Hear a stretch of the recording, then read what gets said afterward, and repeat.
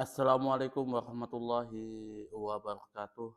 Innal hamdalillahi nahmaduhu wa nasta'inuhu wa nastaghfiruh wa na'udzubillahi min syururi anfusina wa min sayyiati a'malina. May yahdihillahu fala mudilla lahu wa may yudlilhu fala hadiyalah. Asyhadu an la ilaha illallah wahdahu la syarikalah wa asyhadu anna Muhammadan abduhu wa rasuluh. Allahumma shalli ala sayyidina Muhammad wa ala ali sayyidina Muhammad. Kama sholaita ala sayyidina Ibrahim wa ala ali sayyidina Ibrahim wa barik ala sayyidina Muhammad wa ala ali sayyidina Muhammad kama barakta ala sayyidina Ibrahim wa ala ali sayyidina Ibrahim fil alamin innaka Hamidum Majid. Rabbi shrah li sadri wa yassir li amri wahlul 'uqdatam min lisani yafqahu qawli amma ba'du. Hadirin hadirat jamaah kaum muslimin wal muslimat yang dirahmati oleh Allah Subhanahu wa taala.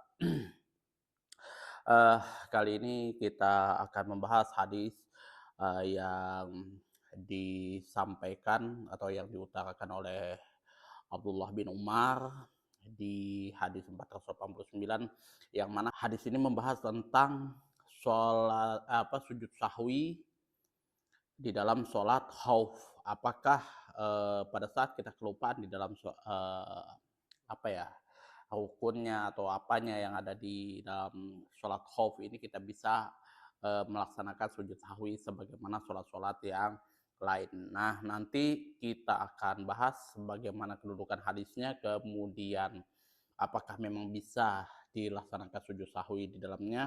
Nanti kita akan bahas, dan beberapa hal-hal penting juga, termasuk kesimpulan daripada sholat khauf itu sendiri, yang mana hadis ini adalah hadis yang terakhir di dalam pembahasan sholat khauf yang ada di dalam kitab Bulughul Maram ini ya. Wa anhu marfu'an, wa ibnu Umar radhiyallahu anhu marfu'an, di sini dari Abdullah bin Umar, yang mana beliau menyampaikannya secara marfu'an, laisa fi sholatil khaufi sahun, akhrajahu Daruqutni bi isnadin dhaifi. Wa anhu, dari Abdullah bin Umar marfu'an, secara marfu', laisa, tidak ada, fi sholatil khaufi, pada sholat khauf, sahun, kelupaan. Akhrajahu Daruqutni, hadis ini diriwayatkan oleh Imam Daruqutni bi isnadin dhaifin, dengan sanad yang dhaif. Nanti kita lihat di makna keseluruhannya seperti apa sih yang dimaksud daripada hadis ini ya.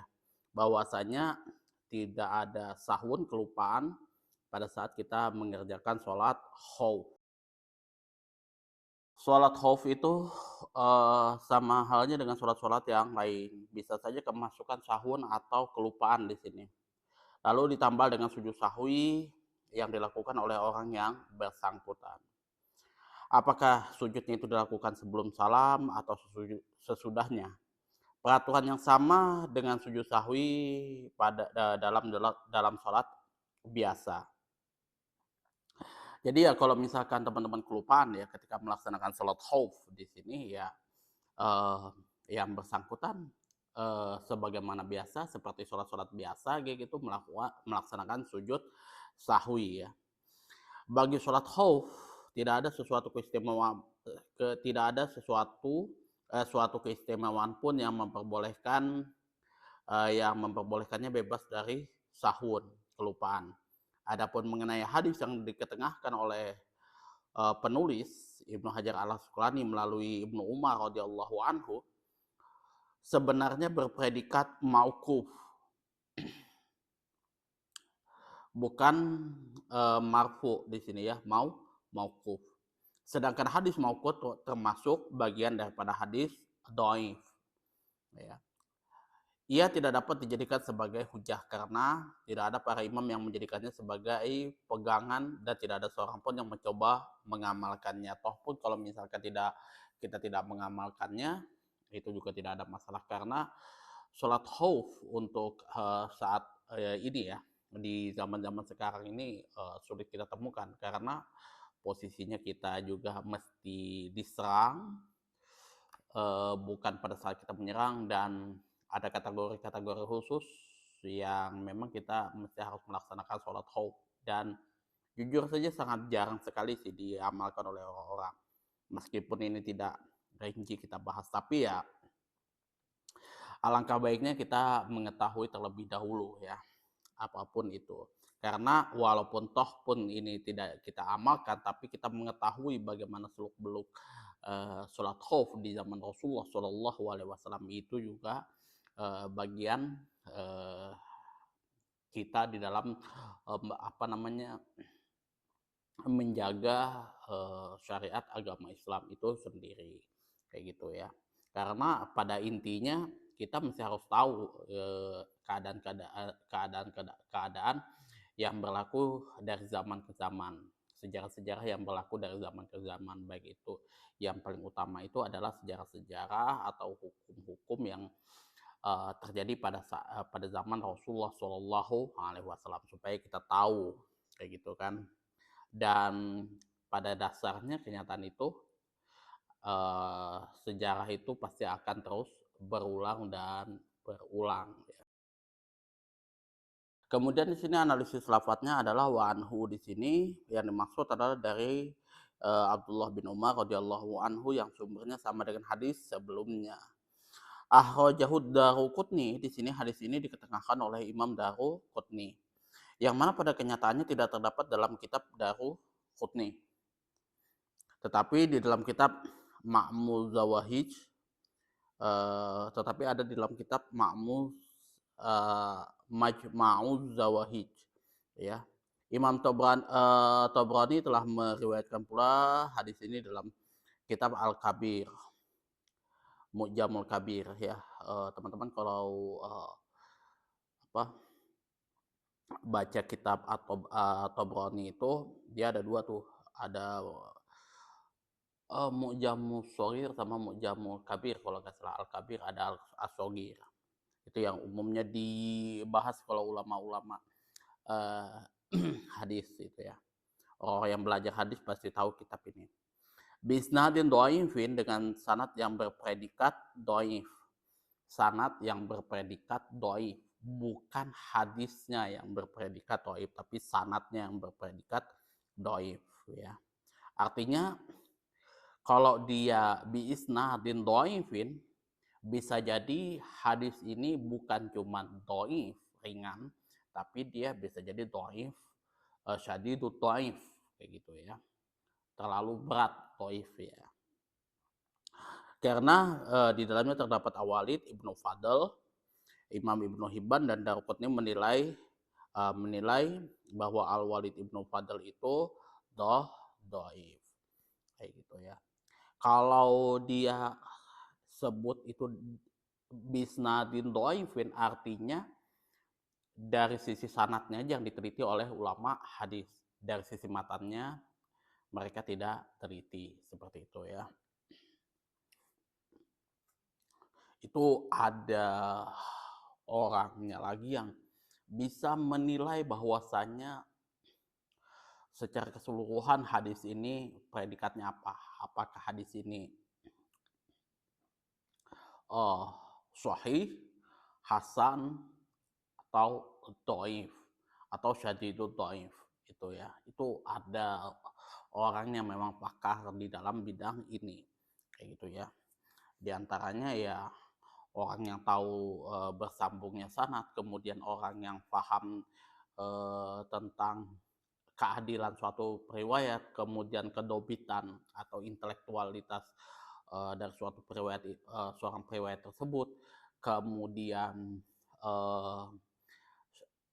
per apa ya pertentangan antara riwayat dengan riwayat yang lebih kuat dengan riwayat yang lebih lemah, kemudian atau hadis yang diterima dengan hadis yang lebih kuat seperti itu. Nah, itu namanya syadz. Kemudian kita juga harus paham tentang ilalul hadis, yaitu ya yang apa ya cacat yang tersembunyi di dalam hadis itu sendiri. Itu ya. Kalau orang seperti saya sudah angkat tangan, bukan bidangnya. Teman-teman bisa bertanya langsung sama orang yang betul-betul ahli di dalam bidang hadis, yang mana bisa dia bisa mengetahui bahwa hadis ini dhaif, sahih, hasan dan lain sebagainya seperti itu ya. Uh, Kemudian kita lanjut di sebuah pembahasan penting. Nah, kita akan cek pembahasan-pembahasan penting yang mana ini ya bisa kita katakan adalah fikih hadisnya ya. Di sini para ulama telah mensyaratkan hal-hal berikut dalam sholat khauf, yaitu kita mesti bepergian karena berlandaskan firman Allah Subhanahu wa taala. Fa idza darabtum fil ardi. Surah An-Nisa ayat 101, yaitu apabila kalian bepergian di muka bumi hingga akhir ayat ya. Di surah An-Nisa ayat 101. Dari lainnya karena Rasulullah SAW belum pernah mengerjakannya ketika beliau berada di tempat tinggalnya. Tetapi mazhab Hanafi dan mazhab Syafi'i mengatakan bahwa bepergian bukan merupakan suatu syarat bagi sholat khauf itu sendiri. Karena berlandaskan firman Allah Subhanahu wa taala. Wa idza kuntum fihim. Surah An-Nisa ayat 102. Dan apabila kamu berada di tengah-tengah mereka, yaitu sahabatmu. Surah An-Nisa di sini ya. Kemudian dengan pengertian bahwa ayat ini diatofkan atau dikaitkan dengan firman Allah Subhanahu wa taala yang sebelumnya, yaitu wa idza darabtum fil ardi.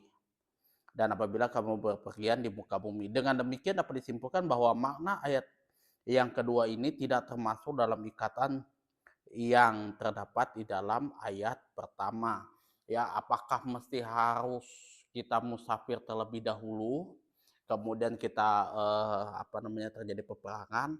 Nah, ini ada perbedaan pandangan di sini ya. Kalau Imam Syafi'i dan Imam Ahmad bin Hambal bukan merupakan syarat, karena ya pada saat kita diserang kita uh, pada saat kita diserang kayak gitu kan kita ini ya tidak melaksanakan bepergian dan kita bermukim di suatu daerah tersebut, di suatu tempat tersebut. Dan bisa jadi kita melaksanakan sholat khauf di situ, di tempat kita bermukim. Atau juga misalkan pada saat kita menyerang. Nah, pada saat kita menyerang itu pun juga belum tentu kita bisa melaksanakan sholat khauf. Karena kita bisa mengkondisikan pada saat-saat yang aman bagi kita untuk melaksanakan sholat wajib ya sebagai utuh seperti itu ya, tanpa kita melaksanakan sholat khauf kayak gitu. Yang kedua, di sini hendaknya sholat khauf tersebut dilakukan pada akhir waktunya. Karena sholat khauf merupakan pengganti sholat dalam keadaan aman. Sehingga masih belum memenuhi syarat kecuali tidak ada harapan lagi melakukan sholat seperti dalam keadaan aman. Di sini Imam Syafi'i dan Imam Hanafi mengatakan bahwa sholat khauf itu tidak cukup bila dikerjakan pada awal waktunya. Sudah cukup bila dikerjakan pada awal waktunya. Mengingat keumuman dalil mengenai masalah waktu sholat ya. Kalau Imam Syafi'i dan Imam Hanafi di sini ya nggak ada masalah kalau menurut pandangan ulama tersebut ya, karena kita melaksanakan pada saat awal waktu atau akhir waktu itu ya kita mengingat dalil keumumannya saja. Kalau misalkan toh pun itu perang berkecamuk, ya alangkah baiknya kita melaksanakan sholat khauf tersebut di awal waktunya, dan kita tidak bisa menunda, istilahnya memperkirakan oh ini nanti bakalan akan mereda kayak gitu kan, sehingga kita bisa melaksanakan sholat itu secara utuh tanpa mengkosor melaksanakan sholat khauf seperti itu. Yang ketiga, menyandang senjata ketika sholat.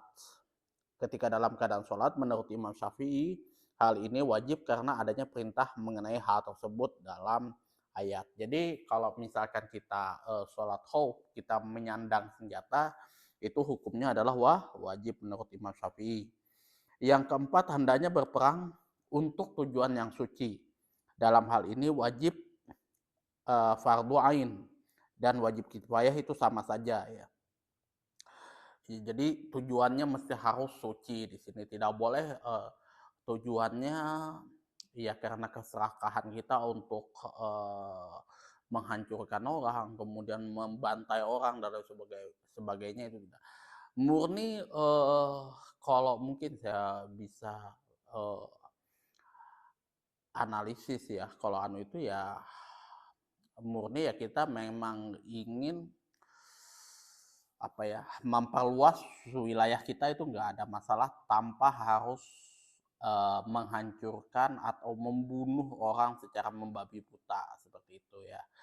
Kalau misal saya lihat di perang-perang yang terjadi pada masa Abu pada masa sahabat itu terutama Abu Bakar, Umar, Utsman, Ali. Itu mereka sudah posisinya bukan lagi diserang, tapi posisinya mereka menyerang.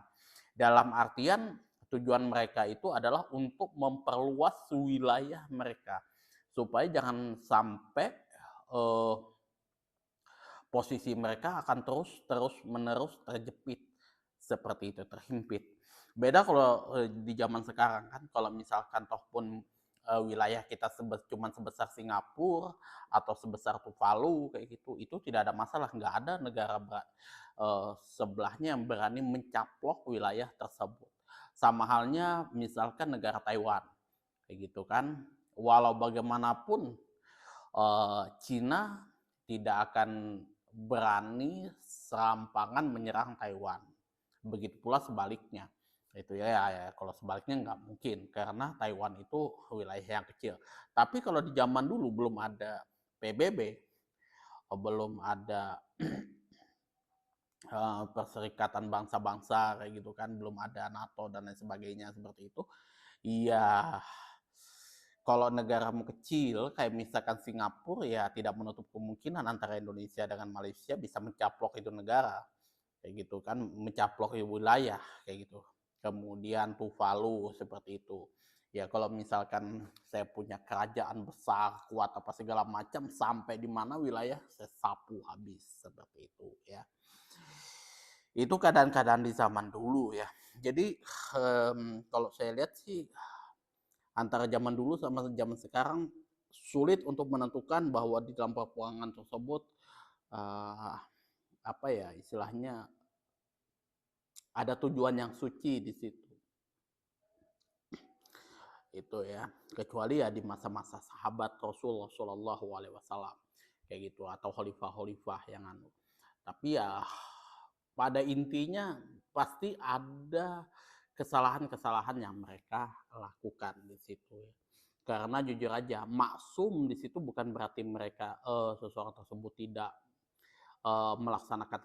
melakukan kesalahan, enggak, tapi ketika maksum di sini wabil khusus Rasulullah Shallallahu Alaihi Wasallam, beliau bisa melaksanakan kesalahannya, tapi kesalahan yang beliau lakukan baik itu yang terdahulu ataupun yang akan datang itu sudah dihapus oleh Allah Subhanahu wa Ta'ala. Kalau kita tidak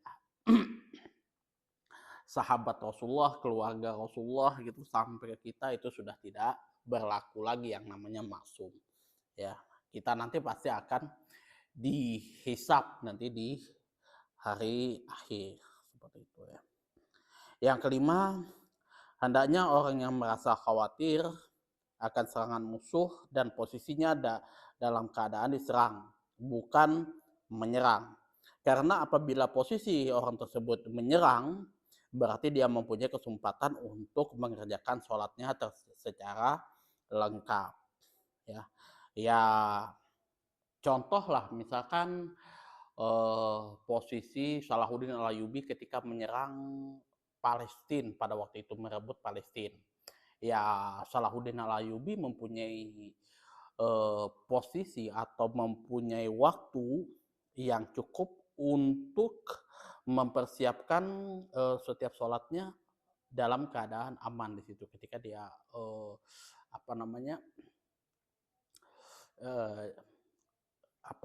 kalau menyerang nih ya kita kapan mau melakukan penyerangan dan sebagainya kita yang menentukan di sini, bukan orang yang diserang. Kalau orang yang diserang itu ya yang bertahan ini tadi misalkan lah kita balik lagi ya kan posisi Salahuddin Ayyubi ketika itu di Palestina, posisi dia diserang kayak gitu ya, maka otomatis orang Palestina itu ya mesti harus eh, melaksanakan sholat khauf karena dia nggak tahu nih kapan posisi musuh akan menyerang.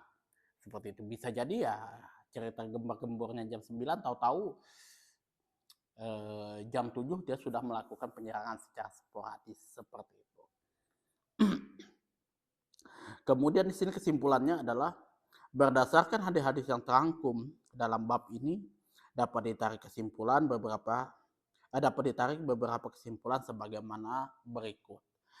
Yang pertama, penjelasan mengenai 4 cara dalam melaksanakan sholat khauf apabila musuh berada di arah kiblat, dan satu cara untuk melaksanakan sholat khauf apabila musuh berada di arah kiblat ya. Dan ini juga 5 cara ini masih ada banyak lagi ya. Ada 5 cara dari berbagai macam cara, dari 16 cara yang diajarkan oleh Rasulullah SAW, yang dicontohkan oleh Rasulullah SAW kepada kita. Yang kedua, orang yang sholat fardu boleh bermakmum kepada orang imam yang sholat sunnah ya. Nah, kalau misal di dalam sholat khauf ketika seorang imam melaksanakan sholat sunnah, itu kita boleh bermakmum kepada imam yang sedang melaksanakan sholat sunnah. Tapi ini posisinya pada sholat khauf, bukan pada sholat-sholat yang lain. misalkan kita terlambat kayak gitu kan, mufarokoh kayak gitu, tahu-tahu kita ngikut sama orang yang kita nggak tahu nih sholat apa, tahu-tahu setelah selesai baru dia kasih tahu bahwasanya dia sholat rawatib atau sholat sunnah, itu nggak bisa kayak gitu ya. Itu jadi kita mesti harus tahu dulu posisi imam ini sedang melaksanakan sholat apa. Kalau misalkan dia melaksanakan sholat wajib, sholat ini ya baru kita bisa bermakmum. Kalau dia posisinya melaksanakan sholat sunnah, itu tidak boleh ya, tidak dianjurkan kayak gitu ya. Kecuali sholat-sholat yang memang sudah disyariatkan, sholat-sholat sunnah yang disyariatkan untuk melaksanakan sholat secara berjamaah. Seperti halnya nanti sholat Aid yang akan kita bahas. Ini nanti masuk sholat sunnah atau wajib. Di sini nanti kita akan bahas di pembahasan selanjutnya. Mungkin itu saja yang dapat saya sampaikan. Kurang dan lebihnya saya mohon maaf yang sebesar-besarnya apabila pembahasan saya tidak sesuai dengan ekspektasi teman-teman semuanya, kemudian ada yang menyinggung hati dan tidak layak untuk diperdengarkan di konten ini. Apabila ada saran, kritikan, masukan, dan juga pertanyaan, silahkan teman-teman atur sebagaimana biasa di kolom komentar. Akhirul kalam, wabillahi taufiq wal hidayah. Assalamualaikum warahmatullahi wabarakatuh.